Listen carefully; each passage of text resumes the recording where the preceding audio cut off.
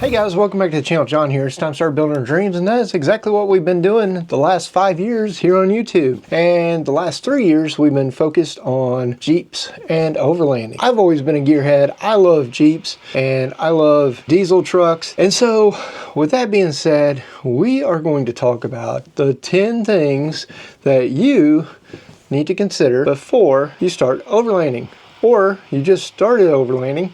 And these are the 10 things that you should be thinking about. You need to buy XYZ to be an overlander?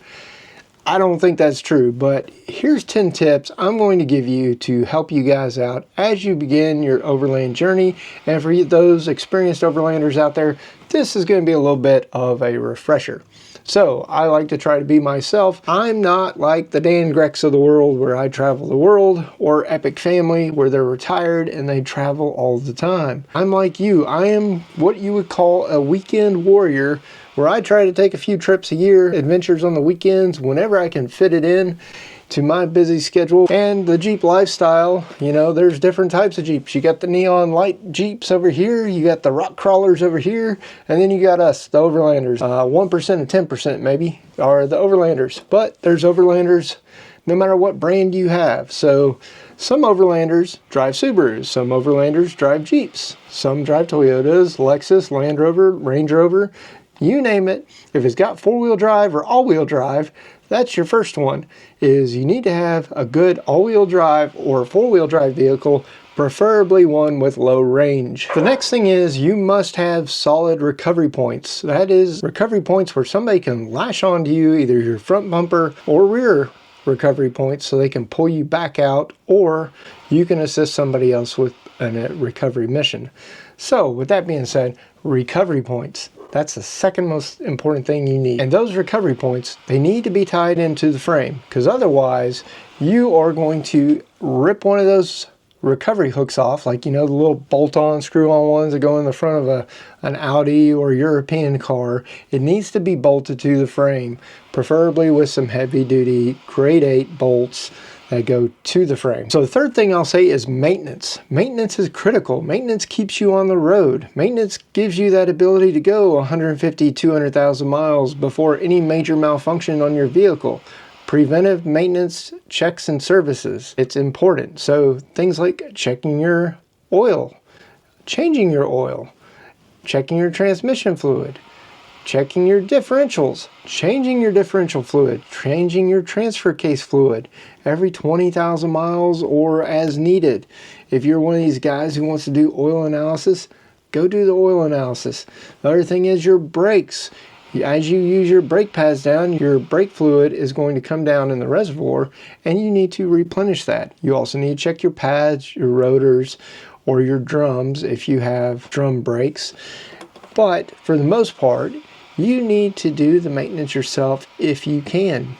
That's what I would highly encourage you to do. So you must do maintenance, at least user level, operator level maintenance, which is checking all your fluids, checking your air pressure in your tires, and there's all kinds of checklists out there that you can get. Check your oil, check your transmission fluid, check your transfer case fluid, and just visually check for any leaks, any wet spots on the ground. Crawl under your vehicle, look up at it.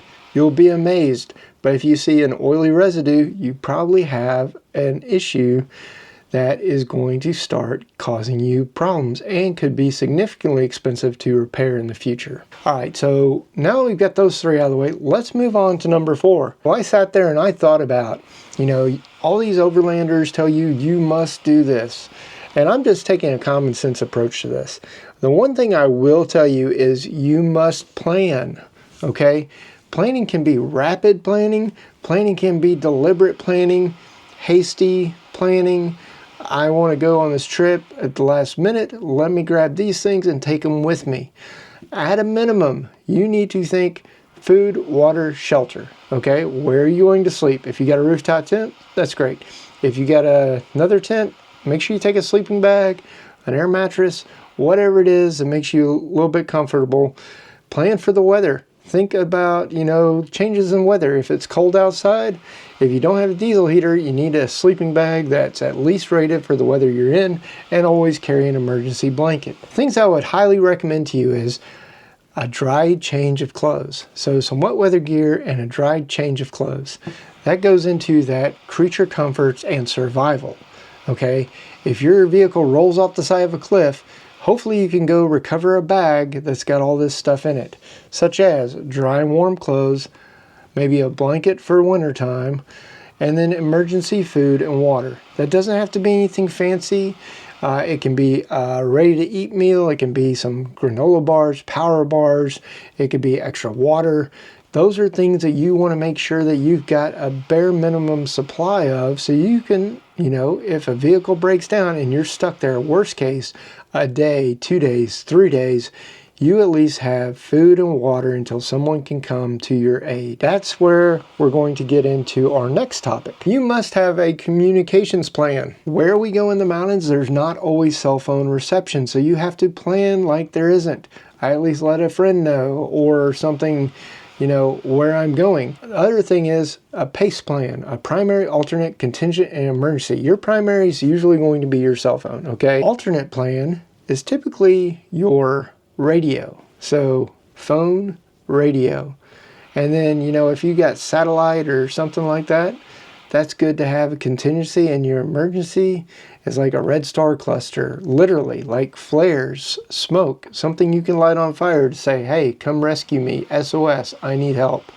A lot of folks will carry a Garmin InReach or one of those Zoeos, so that if they're in real trouble, you know, there is a way to communicate with the outside world. Say you were in the vehicle when you rolled off the cliff, there's got to be a way to get a hold of somebody. So good things to consider as part of your PACE plan is a cell phone. We've all got them. A CB radio, even though most people use a GMRS, a CB is a commercial band radio. So truck drivers use it, forestry folks use it.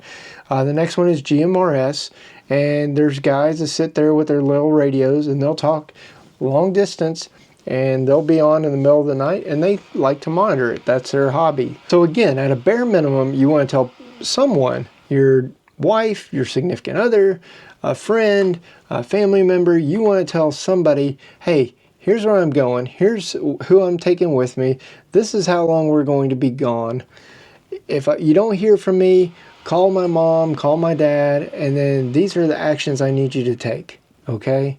So if I know I'm going in the middle of the woods, I may say it jokingly like, hey, I'm going up to the Smoky Mountains for the weekend with my friends. I'll be out of town this weekend. If you don't hear from me for a week, call the police, send emergency. And my parents they'll, like when I drive from Tennessee to Georgia, they'll be like, hey, text us when you get home. They just want to know that you're safe. So this next one applies to overlanding as well as off-roading. You must get comfortable with some level of risk, okay?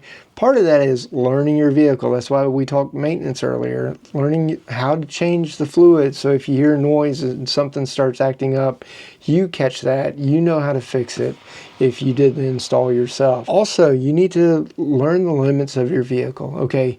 Sitting at 10 to 20 to 30 degrees off camber, you don't want to be 30 degrees, but 10 to 20 degrees off camber, it can be very, very sketchy the first few times you do it. Knowing your tires, how well do they grab the ground? Also, fording depth. So if you encounter a water crossing, a mud hole, it's good to jump out, check how deep it is, and be sure that you're not going to hydrolock your engine. Also, if you do hydrolock your engine, you should know to pull the spark plugs, carry some WD-40 or something with you to try to get all that water out of the engine.